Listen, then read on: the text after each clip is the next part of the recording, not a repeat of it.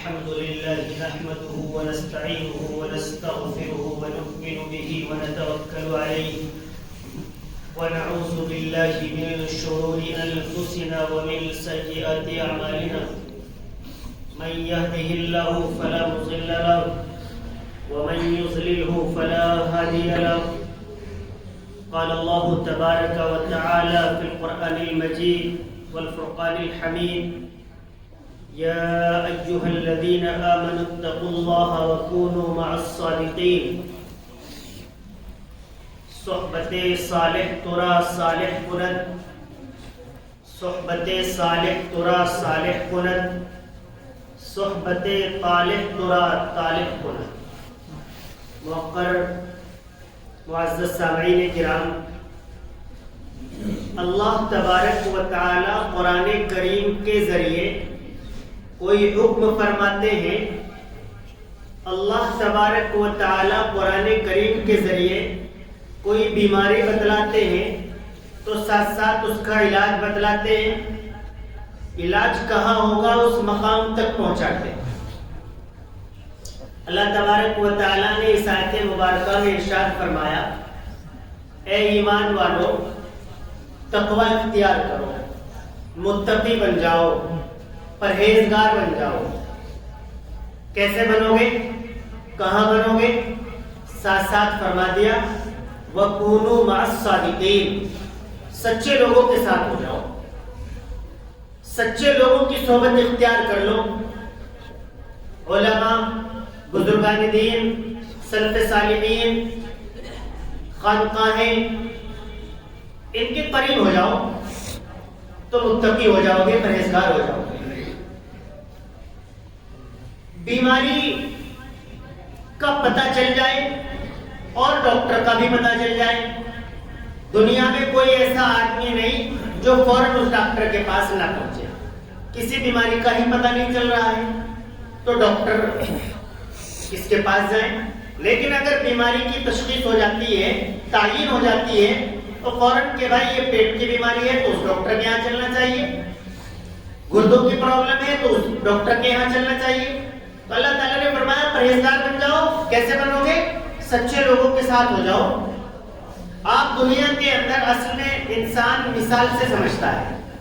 مثال بہت بار یہ بیان کی جاتی ہے کہ اگر آپ خوشبو عطر بیچنے والے کے پاس بیٹھو گے تو ضروری نہیں کہ آپ کو عطر حاصل ہو جائے، لیکن یہ لازم ہے کہ آپ کو خوشبو ضرور حاصل ہو جائے گی. اس کے مقابلے میں اس کے اپوزٹ آپ لوہار کے پاس بیٹھ جائیں، ضروری نہیں آپ کا ہاتھ جل جائے گا، ضروری نہیں آپ کا پیر جل جائے گا، لیکن آپ کو دھواں ضرور لگ جائے گا. اس طریقے پر دنیا کے اندر اللہ تبارک و تعالیٰ نے فرمایا اچھے لوگوں کے پاس بیٹھو گے اچھے بن جاؤ گے، برے لوگوں کے پاس بیٹھو گے تو برے بن جاؤ گے. آدمی کے اخلاق، کردار، آدمی کا ویکتتو سنوارنے کے لیے دو چیزیں لازم ہیں: تعلیم، اچھی صحبت. اگر کوئی شخص یہ سمجھتا ہو کہ صرف تعلیم کافی ہے، آدمی ڈاکٹر بن گیا، پروفیسر بن گیا، انجینئر بن رہا ہے، کالج میں پڑھتا ہے، یہ کافی ہے، تو یاد رکھو اگر کسی بچے کو یہ چھوٹ دے دی جائے کہ صبح 8 سے 3 تک تو جائے گا کالج، 3 سے 4 جائے گا ٹیوشن اور 4 سے 8 تیری چھوٹ ہے، تو پھر وہ چھوٹ اس کے لیے نقصان دہ ثابت ہو جائے گی. پھر وہ اپنی مرضی کے مطابق سردیاروں میں بیٹھ سکتا ہے، اپنی مرضی کے مطابق نشہ خور لوگوں کے ساتھ بیٹھ سکتا ہے، سود کے پیسے کا کام کرنے والوں کے پاس بیٹھ سکتا ہے، زانیوں کے ساتھ بیٹھ سکتا ہے، چوروں کے ساتھ بیٹھ سکتا ہے.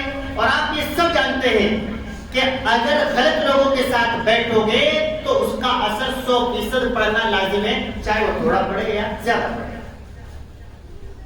ہاں، اگر آپ نے اس کی تربیت میں اس کا انتظام کیا کہ 4 بجے کے بعد آپ کو مسجد جانا ہے، حافظ صاحب کے پاس قرآن کریم پڑھنا ہے، عصر سے مغرب تک آپ کو کچھ دیر کھیلنا ہے لیکن اچھے بچوں کے ساتھ کھیلنا ہے، مغرب بعد آپ کو گھر پہنچ جانا ہے، ہوم ورک کرنا ہے.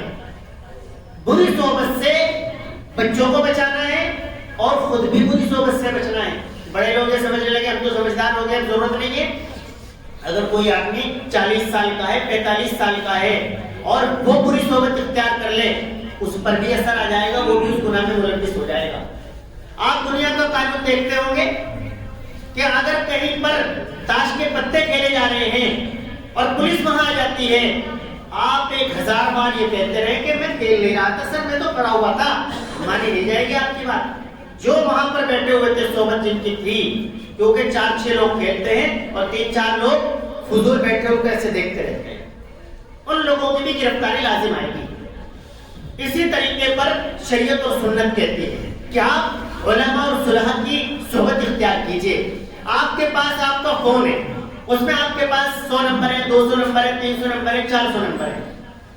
آپ کے دوست احباب ہیں، 10 ہیں، 8 ہیں، 5 ہیں، 12 ہیں۔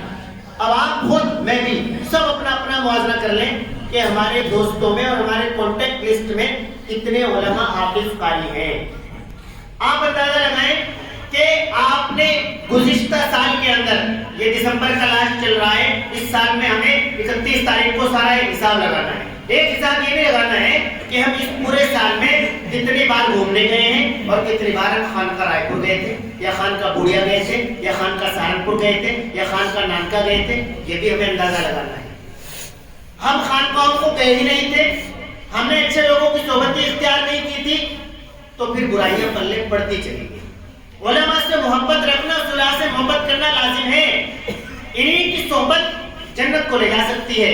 آج معاشرے میں کیا ہے، 4 آدمی بیٹھے ہوئے ہیں، ایک آدمی کہے گا یار وہ فلاں مولوی تھا، بہت برا کیا اس نے، دوسرا فوراً تیار رکھے ہوئے، مثال ہے مولانا تو سب ایسے ہی ہوتے ہیں، میں نے بھی تو دیکھا تھا اس مولوی کو، وہ اتنا خراب آدمی تھا، ارے ہمارے امام صاحب وہ اتنے خراب آدمی تھے۔ آپ علماء، حفاظ، قراء، ائمہ کی برائی رکھنے کا کوئی حق نہیں رکھتے ہیں۔ کیوں؟ کیونکہ اللہ تبارک و تعالی مجھ سے، آپ سے، آپ سے، آپ سے سب کا حساب الگ الگ لے گا۔ آپ کو اس چیز پر مقرر نہیں کیا گیا کہ آپ مولانا کی غلطی نکال کر اور اس میں پوری ترمیم کی کوشش کریں۔